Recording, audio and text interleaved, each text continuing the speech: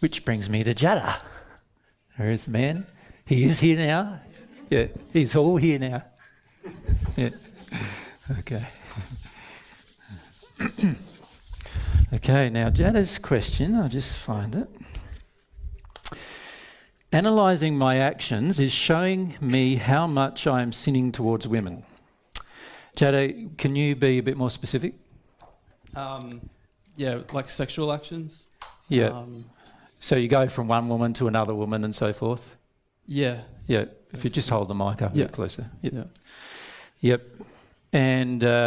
And do you often have two on the toe at the same time, or is this one like serial monogamy, or is it, or? It's more like even worse, like not even relationships, more like brief encounters. Getting like a massage of sexual nature. Yeah. So it's like brief like encounters. Yeah. Yeah. Yeah, I get you. Okay. I'm sorry, I just needed to ask. I've felt there's a bit more you could tell, but I'll leave it there. Okay. You say, yet I am still finding it very difficult to feel any wrongdoing from my mum towards me. How do you find a problem when you feel there isn't any? Right. So it's a very good question. Well, firstly, we need to see here that actually your definition, you're being driven by the pain and pleasure question. Yeah. Does that make sense? Yeah. So you're not being driven by a desire for truth or a desire for love, but rather you're just driven by what's going to give me pain, what's going to give me pleasure. I'm going to go for the pleasure. So whatever it takes, even if I sin from God's perspective, that's what I'm going to do. Mm-hmm. So the first problem is the lack of developed will to love. Does that make sense? So here's your soul. You're making a choice between pain and pleasure, and you're deciding that the pleasure is the thing to go for. It doesn't matter what it costs. It doesn't matter what it costs the other person. It doesn't matter what it costs you. And your reasoning is along the lines of, well, if the other person knows the cost they're engaging, then what's going wrong? There's nothing wrong. That's what I've been feeling recently. Yeah, but you're not realising that there's another half to your soul. Yeah. And every time, so here's the two halves, every time your half, so this is you, engages with another woman sexually, you're really damaging this relationship, right? Mm-hmm. That's what you're doing.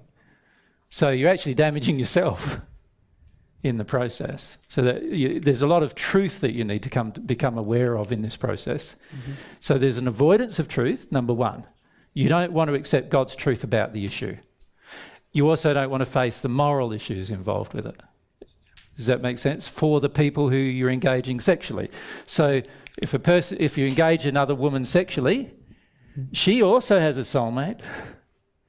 You're not seeing how you're sinning against that relationship. Do you see what I'm saying? Yep. Yeah.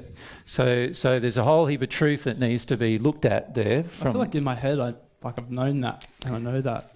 Yeah, but you don't feel it. No. And it's only how you feel that drives your actions. Yeah. What you know makes no difference, right? Yeah. So I'm talking here always from the soul-based perspective, so from the feeling-based perspective here. Mm-hmm. So it doesn't really matter what you know here. What matters is how you feel here, and how you basically feel is that your actions are justified. Does that make sense? Mm-hmm. Now let's trace this back, this particular process back in terms of belief. What is your relationship with your mother?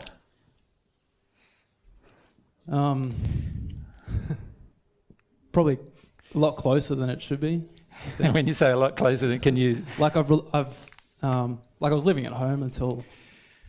Till what age? Probably. I can't remember exactly, probably 21, 22 or something. Yep. And it's still quite, I still go to my parents' place weekly, really, for like 1 or 2 days. Yep. And what's your relationship with your mother in comparison to your relationship with your father? My father left when I was 5. Yep. So you were in a single parent household for a lot of... Yep. I've had a few stepdads during that time. In the time, but... Yeah. So can you see that your mother sees you as her surrogate husband? Yep. Can you see that? Yep. Yep. Which she does do, doesn't she? Really? Yes. Yeah. You're the person that she sees as her main man. Yeah. Yep. Now what this done, so here's you, and Dad's sort of like now out of the picture. Mum's now got this relationship with you where everything that's now missing in her relationships with men, she now projects onto you. And you're her main man. In that process, she has actually taught you to abuse women. Isn't that interesting? She's basically telling you in this process that you are the ideal man. And she pretty much thinks that, doesn't she? I have that feeling, yeah. Yeah, yeah. She pretty much thinks that you are the ideal man. Now, Jada grows up to be an adult. He now believes he's the ideal man. Right? You're pretty confident with yourself with women, aren't you? I have trouble with that. Yeah. I feel like I've had a lot of insecurities and... Yeah, but in the end, you do believe that women are there for your sexual pleasure, do you not? Yeah, I guess so, yep. Yeah. Yep. So this is sort of an extension of the issue that I raised with David in some ways. Yeah, I was feeling a lot. Yeah, your mum's got this quite emotionally incestuous relationship with you, and instead of you rebelling against that like David has, and then felt quite sad about it, the oppression, and he's turned to drugs in the past in order to suppress the sadness and so forth. Instead of doing all that, you enjoy how your mum sees you. You follow? Yeah. Yep. And you're very reticent to give up this relationship with your mum. Yeah. What do you get out of it? You tell me. You get a fair bit. Yeah. Both emotionally and physically. Yeah, looked after and... So what do you get physically? Yeah. Like how many meals do you have to prepare when you go around to mum? Yeah. Have you ever prepared a meal around a mum's? Oh, I do, yeah. For her? For her? No. No. Never. Okay. So you get all your meals on tap. Yeah. All right. So you get your meals. What else? Have you ever had to wash your mum's clothes? No. Never. No. Yeah. Interesting. I was washing my mum's clothes when I was 5. Yeah. Okay. So you never had to do that. So you get a laundry person as well. Yeah. How do you spell laundry? R-Y or A-R-Y? R-Y. Okay. Laundry person. Okay. What else do you get? What feelings do you get from her? Yeah, like you're saying, like I'm a good guy. You're a good guy. Yeah. You're the ideal guy. So you get that feeling from her. Even if no other woman thinks that, she does, right? Yeah. So now there's this codependency that's built up between yourself and your mother, right? Where you like a lot of the things she gives you, she likes a lot of the things you give her. In fact, she educated you through your life to give her those things, right? And both of you like the relationship because you get what you want out of it and she gets what she wants out of it. So the big problem is that, what else do you get emotionally? Let's talk about emotionally. If you've got a problem, who do you take it to? Yeah, I'll take it to her. Take it to mum, yeah. So there's an emotional bond which allows you to have a degree of emotional intimacy. So you have some emotional intimacy with mum, yes? Yeah, it also feels cold as well. Well, of course, we'll explain why in a minute, but you do this. Yep. This is who you share with. Yep. Now, can you see that a lot of your definitions of what a woman should do are tied up in this? And really, if you're getting all of these things from, and particularly some emotional intimacy and so forth from your mum, what's the point of having emotional intimacy with any other woman? There's not much point, is there? So what's the only thing missing in your relationship with mum? Sexual. Sex. That's the only thing missing. So what do you choose to do with that? You find another woman Yeah. to supply the thing that's missing in your relationship with your mother. Do you follow? That's what you're doing. And this is why you don't see that there's anything wrong with the whole process. Because you're getting a whole heap of things that you want. She's getting a whole heap of things she wants. And the bit that's not there, the bit that's missing, you go and use another woman for. Whether that be a one-night stand or a massage or whatever. Yeah. Does that make sense? That's the answer to your question. That's what's really going on. Now, even in this discussion, you're very resistive to it. Very resistive. Can you feel it? Can you feel... Because what I'm basically suggesting to you is that if you are ever going to progress towards God, and if you're ever going to progress towards love and truth, you're going to have to give up this very incestuous relationship with your mother, which means giving up a whole heap of things that you find quite nice and quite good. And your mum will be confused as well in the process because she thinks both of you are happy. Why are you doing this for? So she's going to be ultra confused about you doing it as well. Do you understand? Yeah. Now, this is a problem with emotionally incestuous relationships with children. What happens is we frequently, when this relationship between our partner and ourselves does not work and we have children, we then put the burden of supplying whatever our partner did not supply onto our children. So in your case, the partner's not supplying some emotional intimacy, so I get it from Jada. So mum gets it from Jada. Partner's not supplying some, male, masculine sort of emotion and feeling, get that from Jada. And after a while, the parent sets up this relationship where the child now thinks that that's the ideal parent-child relationship. The problem is that it damages our concept of the opposite gender quite severely, to the point where we believe that this codependent addiction with our mothers is actually a good thing. Or, by the way, this happens with girls with their fathers, right? Same issue. You see a lot of fathers can't confide with their wives, so what do when they have a girl child? They confide in the child, the girl. She learns that she's really the surrogate emotional support for father, and the same kind of thing gets established. And so what does the girl need then? The only thing, if she wants sex, the only thing is she can't have sex with dad, so find another man to have sex with, and dad doesn't really care who she has sex with, as long as dad's the primary focus emotionally of her life. As soon as dad stops being the primary focus emotionally of her life, dad goes into a major meltdown because he wants to be the primary focus. That's what he created. He wants her to remain the same. Your mum's going to go into a big meltdown once you confront this, because she's not going to confront it first, by the way. Okay. She won't. And you at this stage have no desire to confront it, right? Which is the reason why you engage in sexual activity with women without seeing the problem with it. You follow?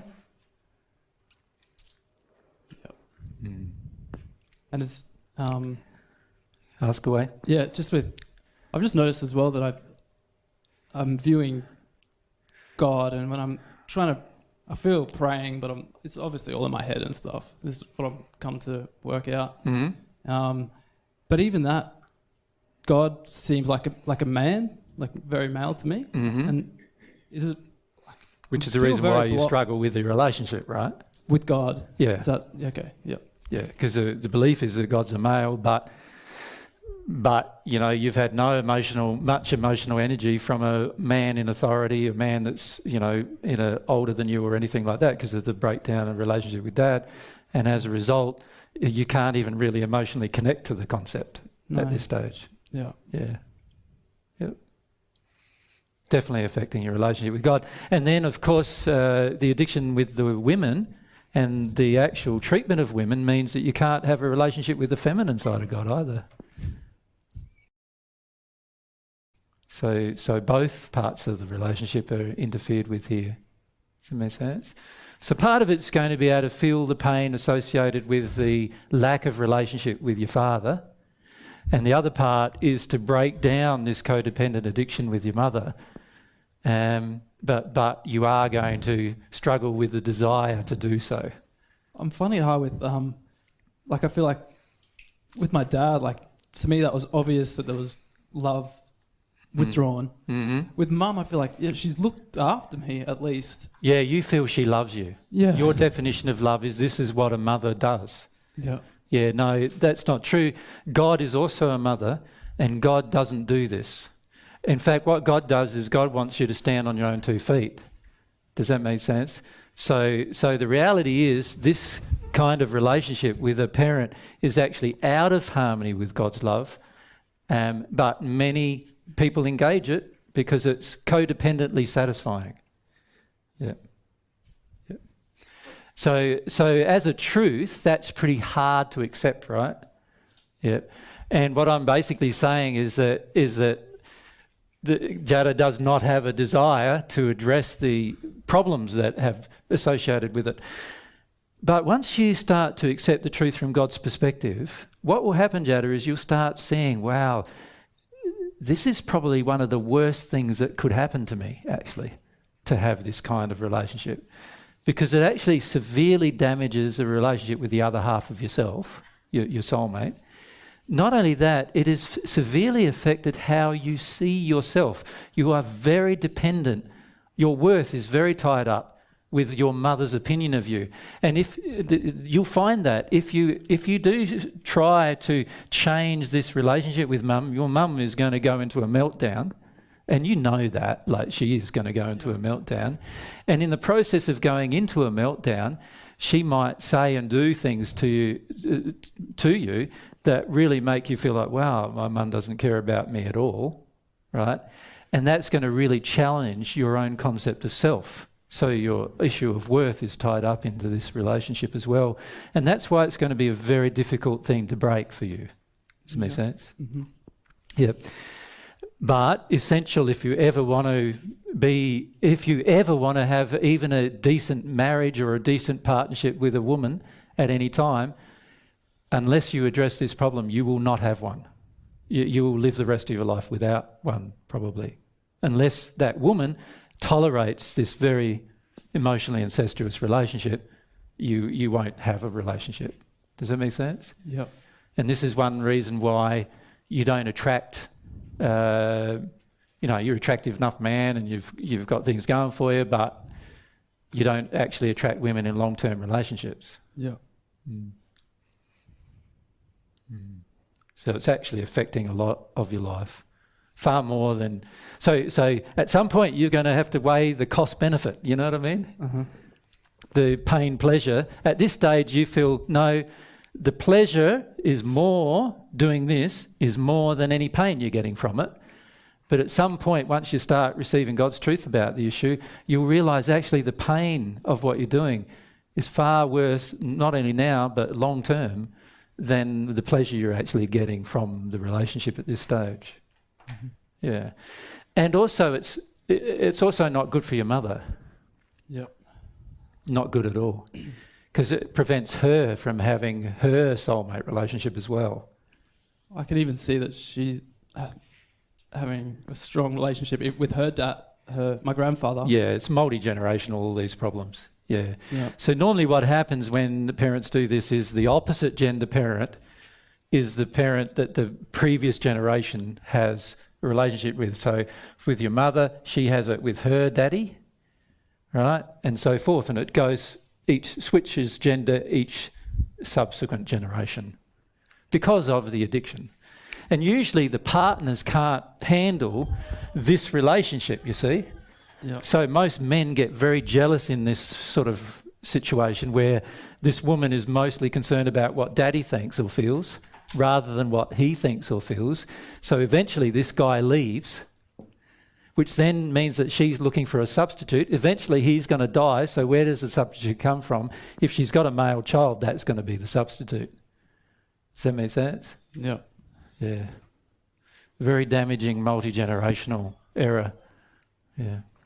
And just because I have a little brother as well, half brother, Mm-hmm. and if I can see that and I know that that's what's going on because it's happening to me and it's happening with him. Yeah. Where do I have a responsibility in that situation for my little brother to? Well, how can you change something for him when you haven't yet changed it for you? That's a bit, you know, you wouldn't be able to do that. Sure. But you could actually begin to change it and model some behaviour to him as to what's going on. Okay. You know, it's rare that that all the male boys with a mother like your mother would all respond in the same way. So usually, some of the boys he goes into rebellion. And that's it's been eye-opening for me to see. So he's doing what David did with his mother. Yeah, to see her, because I didn't feel like I got the anger from her because I was already probably doing what she wanted growing up. Exactly. You were groomed to do so, and usually it's the oldest boy or the oldest girl that's groomed into this process. Yeah. So I've seen him copping the anger. Yeah. And her anger with men. Yeah. Yeah, and demands on men. Yeah. It's pretty bad, and unfortunately, a lot of older brothers blame their younger brothers for the anger. You know, they say, you just need to do more of what mum wants, just like I do, type of thing, which is not the case. What's actually happening is mum's getting triggered. So that's probably what I've been doing already. Yeah. So he has the additional burden of feeling like older brother disagrees with his course of action. Yeah. Tricky, hey? Yeah. Thank you. So, these kind of problems are multi-generational or emotional incestuous relationships have a huge, it's very rare to not see one on the planet, to be frank. But some are more intense than others, and particularly the relationships where one of the parents has left home. You particularly see it under those circumstances. Where there's a breakdown in this relationship, then this relationship gets established quite intensely. And in fact, many couples wouldn't even stay together unless that happened. Many of these couples wouldn't even stay together because this woman would be so dissatisfied with this relationship that eventually she would leave if she didn't have this relationship.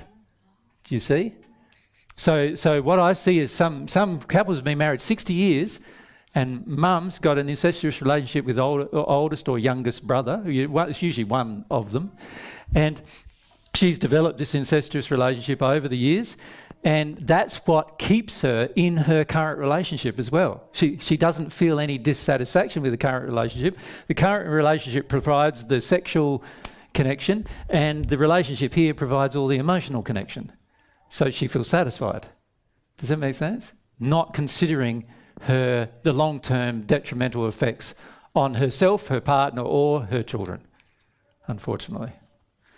Yeah, so I see a lot of marriages actually stay together only because they've actually had children, right? That's why there's this belief still on the planet that if you have a child with somebody, you'll stay together longer. Because there's actually addictions involved with what it gives the person, you see. That's why they stay together longer, because they're meeting more of their addictions. Sad, really, huh? Yeah, quite severe issues. Now, how does that relate to the use of our will? Well, when we are engaged, as you are, Jada, in meeting a lot of your current addictions with another person in a codependent manner, then you won't have a highly developed will to change that unless you really love and truth. Unless you really love, the right thing, you won't have a high desire to change it. So part of this educational process for yourself is learning about what's the right thing, learning about the damage. See the damage to your other, your sibling, to your brother. See what's really going on and see the damage that's being caused. That's a part of the educational process in terms of getting to the point where you now feel motivated to do something about this rather than just live in it, Yep. Now, I raised all of that. Your original question was about the sexual feelings you have towards just women other than your mother. And you can see the relationship, can you, between That you need those women because you have sexual desires that can't be fulfilled in this relationship. So you need the other women.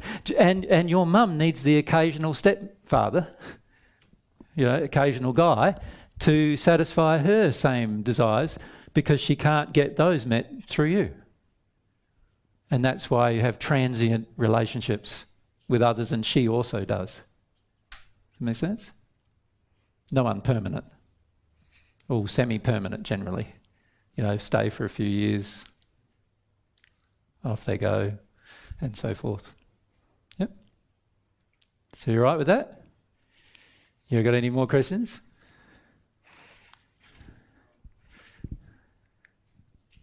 That's all right. No. That's fine. Yep. If we go across to Felix.